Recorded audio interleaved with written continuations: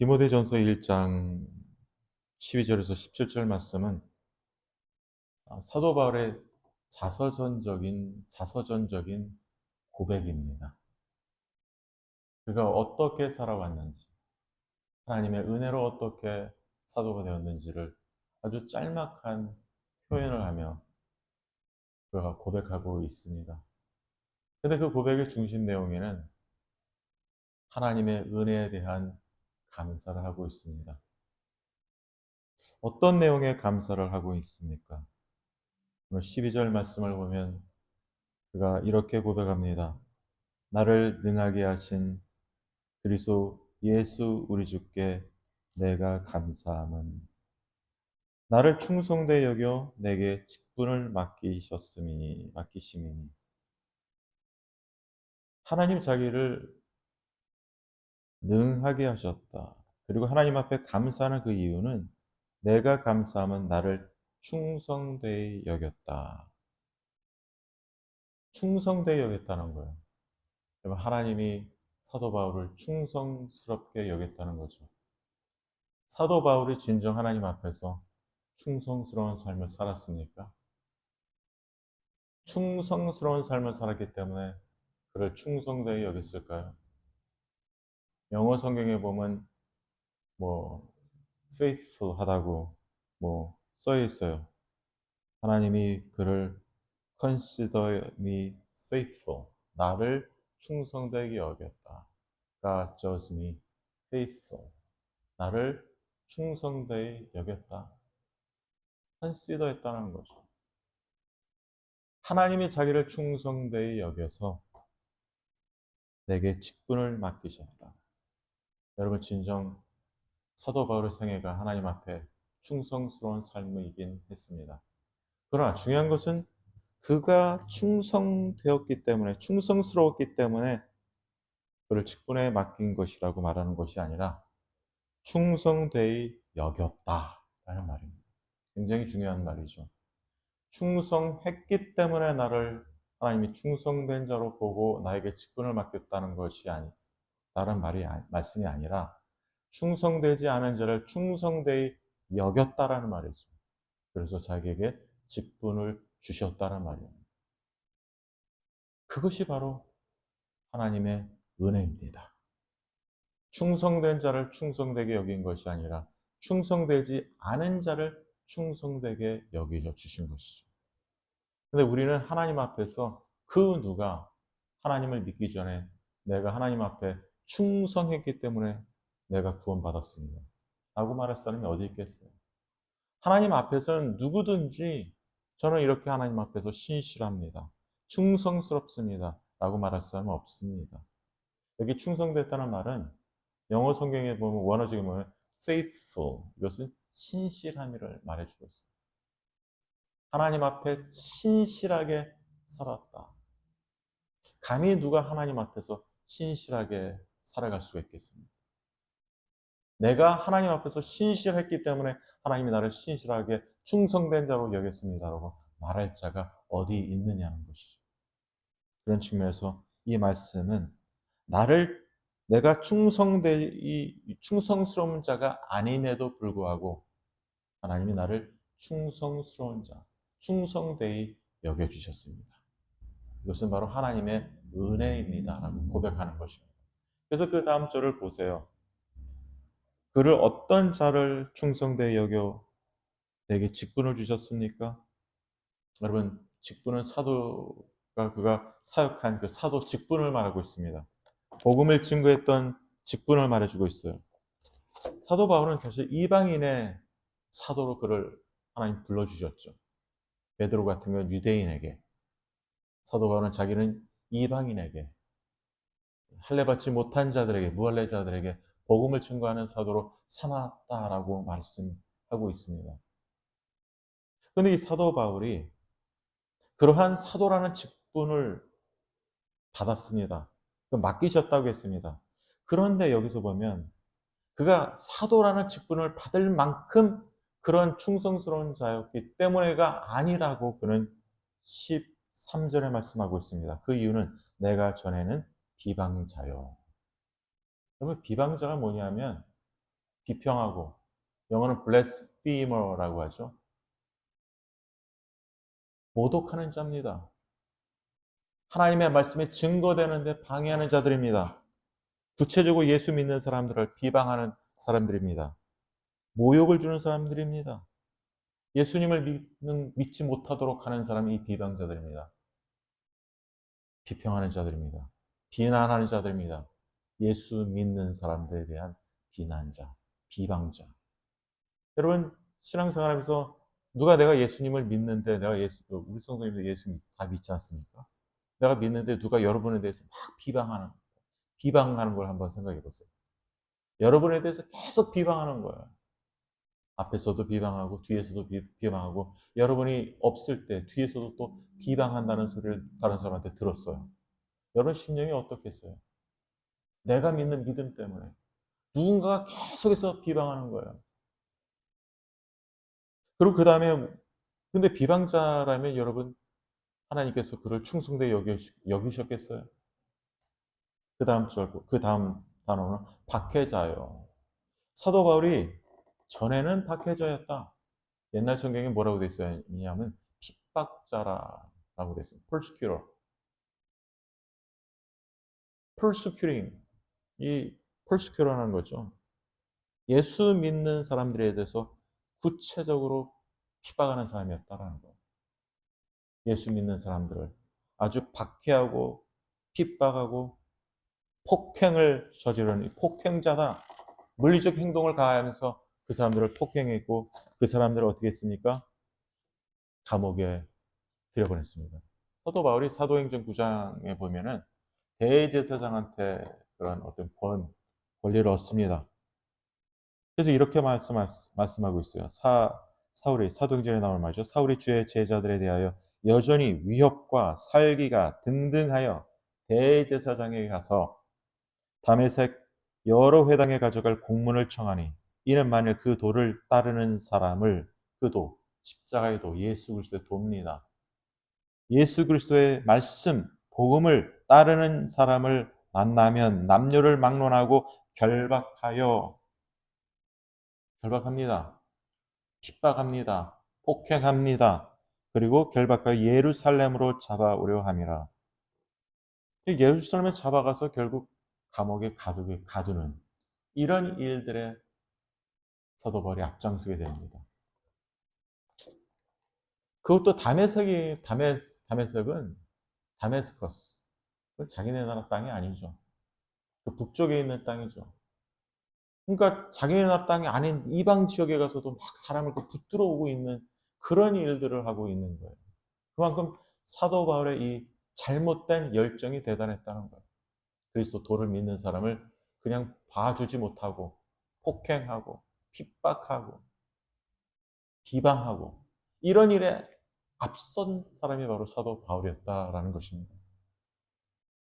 여러분, 그런 사람을 하나님은 충성되게 여겼다. 말이 되세요? 내가 전에는 비방자요, 박해자요, 핍박자요, 포행자였으나 이런 사람을 하나님이 충성되게 여겼다라는 거예요. 이해가 되지 않지 않습니까? 이런 사람을 하나님의 뜻에 완전히 정반대해서 기독교를, 크리스천리티를, 예수 믿는 사람들에게 폭행하고 박해하고 핍박하는 데 앞장섰던 사람이, 그런 사람을 하나님이 충성되게 여겼다는 거예요. 나중에 말하는 게 아니라 이전이죠. 내가 전에는. 근데 그런 사람을 하나님이 충성되게 여겼다. 예수 그리스도께서 충성되게 여겼다는 거죠. 그 이유가 뭘까요? 거기서 이렇게 말씀합니다. 내가 전에는 비방자요, 박해자의 폭행자였으나 도리어 긍휼을 입은 것은, 그럼 긍휼이라는 게 뭐냐면요. 긍휼과 은혜가 어떤 차이가 있냐면요. 은혜는 은혜로 말미암아 우리가 구원을 받았다라고 우리 성도님들 많이 들으셨을 것입니다. 하나님의 은혜에 의하여 믿음으로 너희가 구원을 받았노니. 어디에 나오죠? 에베소서 2장 8절에 나옵니다. 너희는 그 은혜를 인하여 믿음으로 말미암아 구원을 받았느니 이것이 너희에게서 난 것이 아니요 하나님의 선물이라. 행위에서 난 것이 아니니 이는 누구든지 자랑하지 못하게 함이라. 구원이라는 것은 하나님의 은혜에 의하여 믿음으로 말미암아 우리가 구원을 받았다고 말하고 있습니다. 은혜는 하나님이 그의 백성, 택한 백성들을 구원한 하나님의 한없는 호의입니다. 친절입니다. 하나님의 favor입니다. Unconditional favor and kindness to save his chosen people. 하나님의 택한 자를 구원하시는 하나님의 한이 없는 호의예요. 무조건적인 은혜, 무조건적인 사랑입니다. 그게 은혜입니다. 그래서 그 하나님의 그 호의로 인해서 친절함으로 인해서 하나님이 어떻게 해서 그의 백성을 구원합니다. 그리고 그 택한 백성들을 구원하시기에 그 택한 백성을 구원하시는 하나님의 은혜로 구원하셨죠. 그리고 그 백성들을 하나님이 긍휼히 여겨주셔요. 긍휼이라는 것은 그 백성들이 마땅히 잘못한 것에 대해서 하나님의 징계와 심판을 받는 그 백성들을 하나님이 그 징계로부터 하나님이 면제시켜 주는 거예요. 그래서 사도 바울이 여기서 하나님의 징계로 따진다면 긍휼을 입지 못한다면 어떻게 되겠어요? 사실 이 사람은 멸망받아야 돼요. 이 사람은 정말 하나님을 대적한 그런 죄를 저질렀던 사람이었습니다. 그럼에도 불구하고 그가 긍휼을 입었다. 왜냐? 호행자일세는 도리어 긍휼을 입은 것은 내가 믿지 아니할 때 알지 못하고 행하였습니다. 알지 못하고 행하였기 때문에 그는 긍휼을 입었다라고 말하고 있습니다. 물론 그 전제가 하나님의 택하심이 있었기 때문에 그랬죠. 하나님의 택한 자였기 때문에, 그리고 그가 알지 못하고 행하였기 때문에 하나님의 긍휼하심을 입었다. 그래서 그가 전에는 비방자, 박해자, 폭행자였음에도 불구하고 하나님의 은혜로 하나님은 그를 긍휼히 여겨주셨고 충성되이 여겨주셨다는 거예요. 여러분, 충성스럽지 않은 자가, 충성하지 않은 자, 하나님 앞에 충성스럽지 않은 자를 하나님이 충성되이 여겨주시는 것은 하나님의 은혜입니다. 그리고 하나님의 긍휼하심입니다. 여러분, 그것이 바로 누굴까요? 사도 바울만 그렇겠습니까? 우리가 예수님을 믿는다라는 것은 우리가 하나님 앞에서 충성스럽고 신실하기 때문에 구원받을 만하기 때문에 구원받은 게 아니라는 것입니다. 그래서 예수 믿고 난 다음에 거만하면 여러분들 확실히 말씀드리지만 그건 잘못 믿는 거예요. 구원이 어떤 것인지를 이해를 못하기 때문에 교만한 거예요. 영적인 교만도 마찬가지예요. 예수님만 많이 믿고 난 다음에 어떤 사람들은 이런 사람이 있어요. 성경을 많이 알고 성경 지식이 늘어나고 기도를 열심히 하고 기도를 많이 하니까 내가 영적으로 다른 사람보다 위에 있다, 뛰어나다 라고 생각하면서 교만한 사람들이 있습니다. 이건 복음의 시초부터 잘못 이해한 사람들입니다. 오히려 복음을 제대로 이해한다면 더 겸손해져. 나 같은 자를 하나님 앞에서 충성스럽지 못하고 내가 행한 아무것도 하나님 앞에 드러낼 수 없는 나야. 이런 자를 하나님이 아무런 가치 없는 무가치한 존재, 죄로 인해서 타락한 나 같은 사람 하나님이 구원해 주셨다는 이 하나님의 그 크신 은혜에 우리는 감사할 수밖에 없다라는 것이죠. 그런 측면에서 우리는 사도 바울이 이렇게 해서 감사하는 거예요. 나를 능하게 하셨다.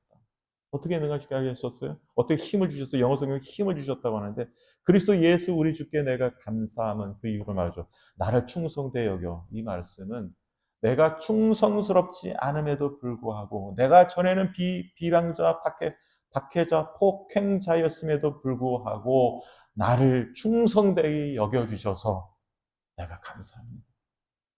내가 그때 알지 못하고 했던 저를 하나님 불쌍히 여겨주셔서, 긍휼히 여겨주셔서, 충성되이 여겨주셔서 내게 직분까지 맡겨주셨사오니 감사합니다. 이것이 사도 바울의 하나님의 은혜에 대한 감사입니다. 여러분, 이런 감사는 우리들에게 다 있어야 되는 거예요. 우리가 사도 바울 같은 그런 직분을 받지 못했지만 우리도 다 전에는 하나님 앞에서 내세울 것 없는 그런 죄인 아닙니까? 그런 죄인을 우리를 구원해 주신 하나님의 그 크신 은혜와 사랑으로 구원받았기 때문에 우리는 하나님 앞에서 고백해야 돼요. 나 같은 사람을, 충성스럽지 않은 나를 충성스럽게 여겨주셔서 우리에게 하나님을 섬길 수 있는 기회, 직분까지 주셔서 감사합니다.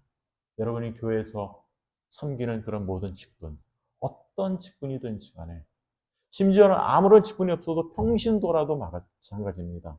하나님을 내가 섬길 수 있는 내가 위치에 있다면 그런 위치에 주신, 그 직분을 주신 하나님께 우리는 감사해야 된다는 사실입니다. 그래서 사도 바울이 고백하고 있어요. 나를 능하게 하신 하나님, 그리스도 예수 우리 주께, 그리스도 우리 주께 감사한다는 거예요. 두 번째 우리가 생각해 볼 부분은 그 능하게 하신, 나를 능하게 하신 그리스도 예수, 그래서 감사한다고 하는데 그것이 바로 하나님의 은혜라고 구체적으로 더 은혜에 대해서 감사합니다. 14절 말씀을 보면 우리 주의 은혜가 그리스도 예수 안에 있는 믿음과 사랑과 함께 넘치도록 풍성하였도다. 이 부분이 그 감사하는 주된 요인이죠. 바로 하나님의 은혜가 나와 함께 있었기 때문에 나를 충성되게 여기고 내가 전에는 비방자, 박해자, 폭행자로 살았지만 긍휼을 잊게 된 것은 이 모든 것이 하나님의 은혜입니다. 라고 고백한다라는 사실입니다. 그래서 우리 주의 은혜가, 여기 잘 보세요. 은혜가 그리스도 예수 안에 있는 믿음과 사랑과 함께 넘치도록 풍성하였다라고 말합니다. 여러분, 우리가 여기 주목해야 될 구절은 예수 안에 있는 믿음. 믿음이 어디서 나와 있냐면 예수님 때문에 우리가 믿음을 얻게 된 거예요. 예수님으로 말미암아 우리가 믿음을 갖게 된 거죠. 어떻게요? 예수 그리스도의 구속 사역, 그의 죽으심과 부활, 그의 구속 사역 때문에 우리가 믿음을 갖게 됐다는 거예요. 그래서 로마서 3장에는 그리스도 안에 있는 속량으로 말미암아 너희를 의롭다 했다. 우리가 의롭다 했다. 이렇게 말하고 있습니다. 그리스도의 속량으로 말미암아 사실 우리가 의롭게 되었고 그것을, 그 사건을 믿음으로 믿고 고백하는 자가 의롭게 된 것입니다. 여러분, 그런 측면에서 우리가 여기서 예수 안에 있는, 예수 밖에는 없어요. 예수 밖에는 믿음이 없습니다. 그러나 예수 믿는 그 믿는 것, 예수를 믿을 때 예수님 안에 있는 그 사역을 다, 속죄 사역을 믿는 사람들은 믿음을 갖게 됩니다. 그래서 예수님 안에만 우리가 믿음이 있다라는 사실. 그래서 예수 그리스도 복음을 증거해야 돼. 예수님을 믿어라고 우리가 복음을 증거하는 이유가 예수님 안에만이 이 믿음이 있어요. 예수님 밖에는 믿음이 없는 것입니다. 이 믿음이 뭡니까? 너희가 은혜로, 믿음으로 구원을 얻게 되는 거예요. 여기서 우리가 아까 제가 말씀드렸죠. 하나님의 은혜로 우리가 구원을 받았다고 하지 않습니까? 하나님의 그 은혜에 의하여 믿음으로 말미암아 구원을 받았나니 했을 때 이 은혜는 하나님의 은혜입니다. 한없이 베풀어 주신 그의 호의, 친절, 무조건적인 unconditional love and kindness to save his chosen people. That is a grace of God. 그것이 하나님의 은혜라는 거예요. 하나님의 택한 자를 무조건적으로 하나님의 호의로 인해서 구원해 주시는 것. 그것이 하나님의 은혜라는 거예요. 그 은혜로 말미암아 구원받은 자가, 거듭난 자가 갖게 되는 게 뭐냐면 그 은혜의 결과가 믿음이라는 거예요. 믿음은 하나님의 선물입니다. 은혜로 말미암아 되어진 결과입니다. 이 faith는 that is a result of grace.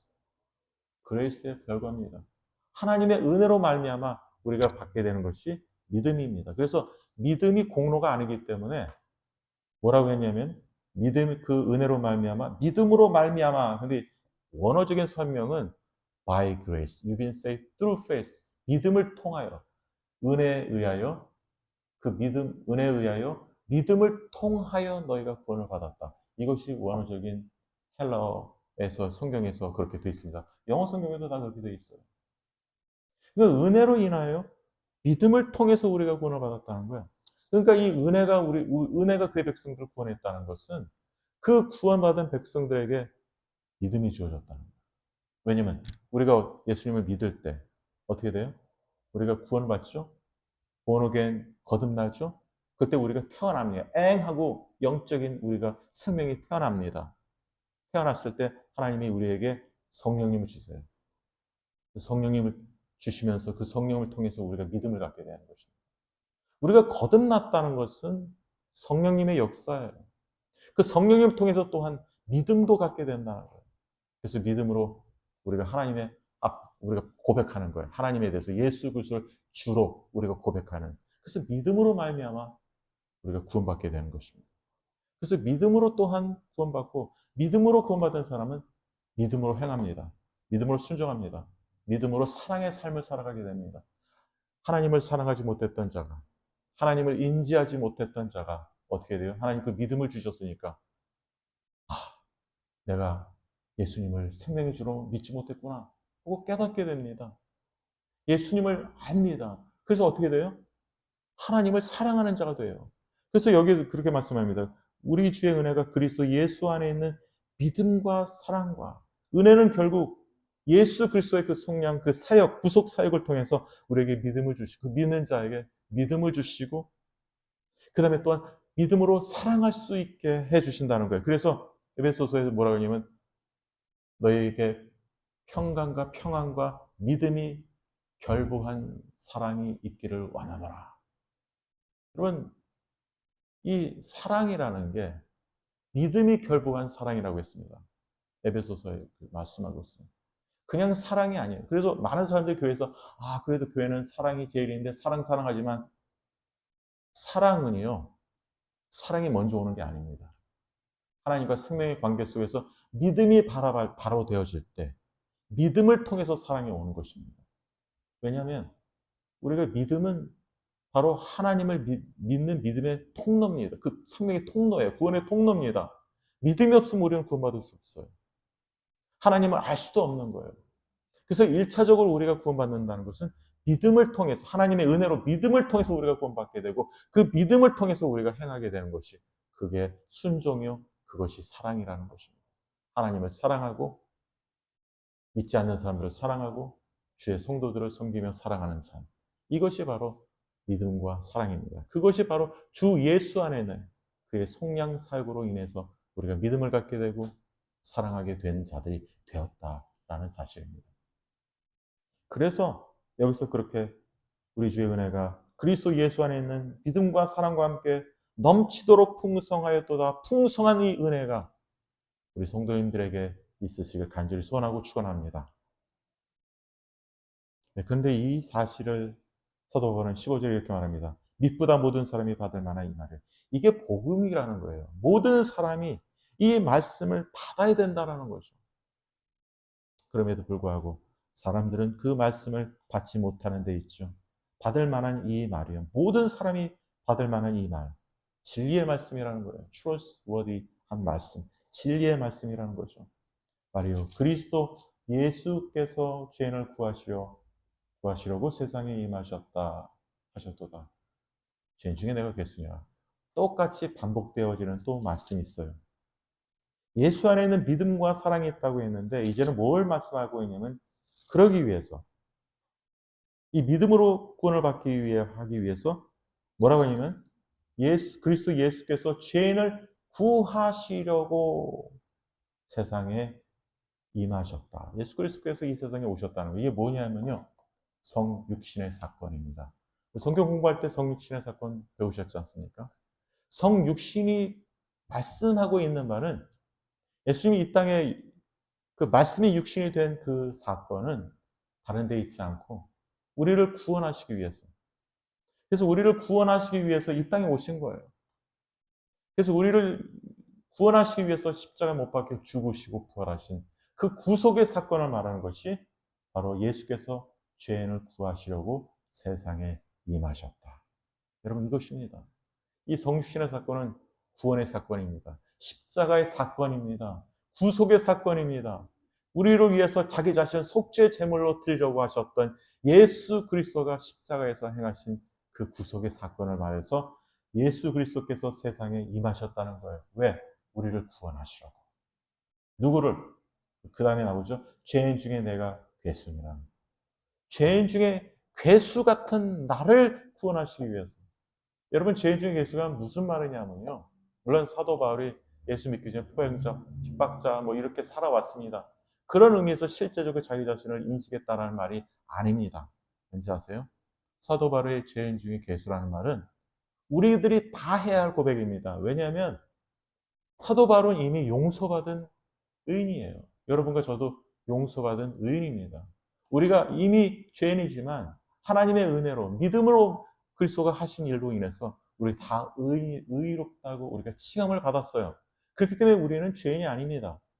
그러나 우리는 용서받은 죄인이라는 사실을 기억해야 된다는 거예요. 용서받은 죄인, 의로운 자라고 불려준 의롭다 칭함을 받은 자로서 우리가 살아가는 거죠. 그러나 우리는 여전히 하나님의 말씀에 순종하고 성화돼야 될 그런 사람입니다. 그런 측면에서 죄인 중에 계세요. 아직 나는 죄인입니다. 아직 내가 하나님의 의로 인해서 의롭다 칭함을 받았지만 저는 여전히 죄 잔재가 저에게 남아있는 그런 죄인 중에 죄인임을 저는 인정합니다. 이것을 고백하고 있는 거예요. 그러니까 용서받은 죄인이라는 거죠. 하나님의 은혜로 용서받은 죄인입니다. 그러나 나의 실상은 하나님의 은혜가 없었더라면, 그리스도께서 나를 구원해 주지 않으셨다라면 저는 구원받을 수 없는 그런 존재입니다. 이걸 말해주고 있어요. 여러분, 여기서 두 가지가 여기 보여주고 있는데, 예수께서 죄인을 구원하시려고 세상에 임하셨다는 것은 그의 대속 사역을 말하고 있어요. 구속 사역. 그리고 죄인 중에 내가 괴수라는 말은 사실 우리가 죄인인 우리를, 완전히 죄로 인해서 타락한 우리를 우리 자신 스스로의 힘과 능력과 공로로는 우리가 구원할 수 없다라는 사실을 또한 가르쳐주고 있습니다. 아무리 우리가 정말 하나님 앞에서 바르게 산다고 해도 우리는요, 죄인 중에 괴수라는 이 본질적인 하나님 앞에서 이게 현주소예요. 우리가 용서받은 죄인이죠. 근데 용서받은 죄인이기도 하지만 우리의 이 죄라는 것은, 죄를 우리가 속하기 위해서, 구원받기 위해서, 죄로부터 우리가 구원받기 위해서 우리의 노력으로, 행함으로 인해서 우리가 우리 자신을 구원시킬 수 없다라는 거예요. 오직 예수 그리스도가 이 땅에 오심으로 인해서, 그의 십자가 사건으로 인해서만 우리가 구원받을 수 있습니다. 이걸 말씀해주고 있는 거예요. 여러분, 우리가 하나님 앞에서 고백해야 될 부분이 이 부분입니다. 죄인 중에 괴수 같은 우리 하나님이 우리를 구원해 주지 않으셨다면, 예수님을 통해서 구원해 주지 않으셨다면 우리는 죄의 구렁텅이에서, 죄 속에서 헤매고 살 수밖에 없는 그런 본질적인 죄인이라는 거예요. 그런 죄인을 하나님이 그냥 방치하지 않으시고 구원하시기 위해서 자기 아들을 보내주셔서 우리를 멸망당하지 않게 하시고 구원하시기로 작정하시고 자기 아들을 보내신 그 사랑이 바로 하나님 아버지의 사랑이다라는 것입니다. 그것이 십자가 사랑이라는 거예요. 그의 백성들을 포기하지 아니하시고 구원시키려고 하는 하나님의 사랑이 바로 여기에 나타나는 거예요.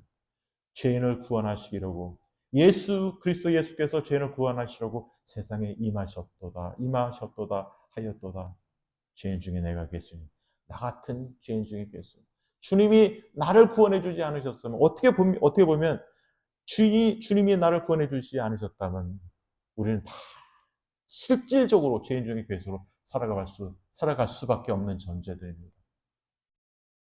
근데 그 은혜가 있었기 때문에, 예수님이 오셨기 때문에, 예수님이 오신 이 사건이 하나님의 은혜 사건이에요. 그래서 너희가 구원을 받은 것이 하나님의 은혜로 구원받았다라고 말씀하고 있다라는 것입니다. 여러분, 그래서 우리가 구원받았음을 하나님 앞에서 인정하시고, 구원받았을 때요, 우리가 과거의 죄인 중에 계셨다, 막 이런 고백을 사도 바울이 만약에 했을 것입니다. 우리도 그랬을 것입니다. 그러나 우리가 하나님의 뜻대로 살아가면 더 살아가고, 순종하고 성화되면 성화될수록 어떻게 되는지 아세요? 우리가 하나님의 말씀을 쫓아 순종하며 살아갈수록, 내가 이제 좀 괜찮아졌지. 내가 이제 좀 더 하나님 앞에서 가들 위한 경건한 삶을 살아가고 있기 때문에 좀 괜찮아졌지. 이런 의식을 가지고 살아가는 게 아니에요. 왜냐면 내가 누구였지? 내가 죄인 중에 괴수 같은 나를 하나님이 이 땅에 자기 아들을 보내주셔서 나를 속량해 주시고 구원해 주신 그 사랑, 그 은혜로 나 같은 사람 하나님이 구원해 주셨다라는 이 사실을 깨달을 때 우리 자신의 영적인 실제적인 우리의 모습을 더 들여다보게 됩니다. 아무리 내가 주님의 말씀대로 순종하며 살고 더 거룩한 삶을 살아간다고 해도 여전히 남아있는 부패적인 그 전적인 타락한 이 죄의 본성을 우리가 깨닫고 하나님의 은혜 없이면 나는 살아갈 수 없는 그런 죄인 중에 괴수입니다 라고 고백하는 것이 바로 이 고백입니다. 여전히 우리는 이 고백을 해야 돼요. 하나님의 우리 이 땅에 자기 아들을 보내주신 그 크신 은혜와 사랑이 없다면 우리는 여전히 죄인 중에 계시고 지금 그리고 하나님의 말씀에 은혜에 따라 살아가도 여전히 우리 속에는 죄 잔재가 있는 그런 연약한 그런 죄인 중에 괴수입니다 라고 겸손히 우리는 고백할 수밖에 없다라는 사실입니다. 여러분, 그렇기 때문에 그런 세 번째 감사를 하고 있습니다. 16절에 보면 그러나 내가 긍휼을 입은 까닭은 자기가 이렇게 긍휼을 입었어요. 구원받았습니다. 예수 그리스도를 통해서 구원받았습니다. 전에는 비방자, 박해자, 포행자였지만 긍휼을 입어서 충성되 여긴 이런 직분까지 받은 이런 긍휼을 입은 그 까닭은 무엇일까요? 성도님들. 우리 성도님, 다시 말씀해서 우리 성도님들이 하나님의 긍휼을 입으셔서 구원받고 정말 하나님의 뜻대로 살아가서 주의 복음을 전하는 자들로 다 삼아주신 줄 믿습니다. 우리를 이렇게 하나님이 긍휼을 입게 한 까닭이 뭘까요? 우리 성도님들 왜 하나님이 긍휼을 입어서 구원시키셨죠? 여기 나옵니다. 긍휼을 입은 까닭은 예수 그리스도께서 내게 먼저 일체 오래 참으로 보이사. 하나님이 우리를 구원하시는 데 있어서 예수 그리스도께서 우리를 일체 오래 참으셨다고 합니다. 오래 참으지 않으셨으면 어떨까요? 우리가 죄 졌을 때 하나님이 그냥 진노의 그런 징계를 받았겠죠. 사도 바울도 마찬가지예요. 긍휼을 받았기 때문에 그가 그렇게 잘못했음에도 불구하고 하나님의 사도로 충성되게 여김을 받을 수 있었다는 것이죠. 일체 오래 참으심으로 보이사 그의 주를 믿어 영생 얻는 자들에게 본이 되게 하려 하시라. 본이 되게 하려 하심이라. 여러분, 여기서 우리가 봐야 될 부분은 예수 믿고 긍휼함을 받아서 예수 그리스도를 믿게 된 이유가 나 혼자만 예수님을 믿고 그렇게 신앙생활하고 즐거워하고 기뻐하는 삶이 아니라 장래 주를 믿어 영생 얻는 자들에게 본이 되게 하시기 위해서 우리를 긍휼히 여겨주셨다는 거예요. 그래서 구원 얻게 해주셨다는 거예요. 여러분, 이 뜻은 다시금 우리들 가르쳐주고 있습니다. 우리가 어떤 존재인가? 하나님의 크신 긍휼로 우리가 입어서 우리가 구원받게 된 그 이유는 본질적으로 나 혼자만 구원받고 기뻐하고 좋으라고 하나님이 우리를 긍휼을 입어서 구원받게 한 것이 아니라는 거죠. 물론 그것도 있죠. 우리로 긍휼함을 받아서 구원받게 하는 그 첫 번째 목적도 있습니다. 그러나 거기에서 멈추지 말고 주의 복음을 증거함으로 인해서 장래 주 예수 그리스도를 믿어서 구원받게 할 사람들의 본보기로 세우기를 위해서 복음을 증거함으로 인해서 그들에게 본이 되기를 위해서 하나님이 그렇게 긍휼을 입게 하셨다는 거예요. 그래서 사도 바울도 그런 긍휼함을 입게 하셨다는 거예요. 여러분, 그런 측면에서 우리는 복음을 증거하는 본보기의 삶을 살아가야 됩니다. 본보기의 삶을 살아간다고 해서 복음을 증거하지 않고 그냥 본만 되면 본보기만 믿는 사람은 본을 잘 보이기만 하면 됩니까? 그렇게 생각하시면 안 되죠. 본보기라는 것은 결국 성경을 통해서 하나님께서 가르쳐 주신 모든 삶, 그리고 그런 패런, 그런 말씀대로 우리가 순종하며 살아가는 것이 본보기의 삶을 말씀해 주고 있습니다. 그래서 데살로니가전서 1장에는 그런 말씀이 있습니다. 뭐라고 써 있냐면 이런 말씀이 있어요. 또 너희는 많은 환난 가운데서 성령의 기쁨으로 말미암아 말씀을 받아 우리와 주를 본받는 자가 되었으니 그러므로 너희가 마게도냐와 아가야에 있는 모든 믿는 자의 본이 되었느니라. 이 성령의 기쁨으로 환난과 그런 가운데서도 많은 환난 가운데서도 주를 본받는 자가 되게 하였다라고 말씀하고 있습니다. 여러분, 우리가 진정으로 주를 본받는 자가 되어서 정말 나만 예수님을 믿는 것이 아니라 앞으로도 예수 믿을 자의 본보기가 되어서 우리가 그런 하나님의 은혜로 말미암은 구속의 복음을 증거하는 증인으로 살아가시길 간절히 소원하고 축원합니다. 그리고 마지막입니다. 우리가 구원받고 긍휼을 입은 것은 우리가 어떻게 감사해야 됩니까? 이 모든 긍휼로 인해서 하나님의 은혜를 구원받은 사람은 모든 크레딧을 하나님께 드리며 영광과 존귀를 올려드려야 된다라고 말씀하고 있습니다. 그래서 그 다음 주를 17절에 이렇게 말씀하고 있습니다. 영원하신 왕, 곧 썩지 아니하고 보이지 아니하고 홀로 하나이신 하나님께 존귀와 영광이 영원 무궁하도록 있을지어다 하면 하나님께 존귀와 영광을 돌리는 거죠. 영원하신 왕, 썩지 아니하고 보이지 아니하시는 하나님께 존귀와 영광을 드리는 겁니다. 우리의 구원이 우리가 긍휼을 입어서 하나님 앞에서 정말 충성된 자가 아닌데도 충성되게 여겨서 직분을 받아서 복음을 증거하고 그리고 하나님의 은혜로 믿음을 가지고 하나님을 믿고 사랑하고 주의 성도들 사랑하고 믿지 않는 사람들 사랑하고 이렇게 살아가는 긍휼을 입어서 믿는 자의 본이 되는 이 모든 구원의 삶, 이 자체가 하나님께 은혜와 하나님께 어떻게 돼요? 존귀와 영광을 돌리는 일이 된다. 그것을 통해서 우리의 구원을 통해서 하나님께 존귀와 영광을 돌리시는 우리 성도님들 되시길 간절히 소원하고 축원합니다.